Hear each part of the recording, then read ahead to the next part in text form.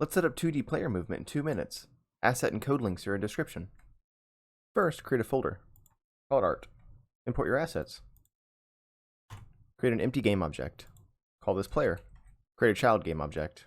Call this sprite. On the sprite, add a sprite renderer. Go into your art folder.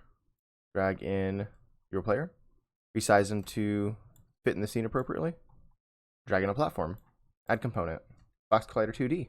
Click this button here to allow you to edit the shape of the box collider. Scale it so that it lines up with the ground. Click up here. Click Add Tag. Add one named Ground. Save. Click back on your platform and be sure to set the ground tag. Back to your player. Add component. Box Collider 2D. Click this button here. Line the collider up with your character. Go back to your platform. Set order in layer to -1. This will put it behind the player. Add component back on player. Rigid body 2D. Go to constraints. Check the Z-axis box under freeze rotation. Press play. Character falls and lands on the platform, but doesn't move. Perfect. Add a folder. Call it scripts. Create a script. Call it player movement. Open it. Add your variables. In your update method, add this for movement. Add this for flipping the sprite left and right when they move. Add this to handle jumping.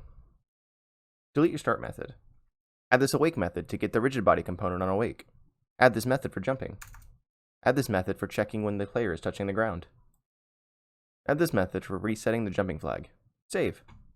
Select your player. Add the new script. Press play. Now you can move and jump. Let's add camera movement. Create a new script. Name it camera movement. Open it. Add your variables. Replace everything with a fixed update. This handles the camera movement. Save.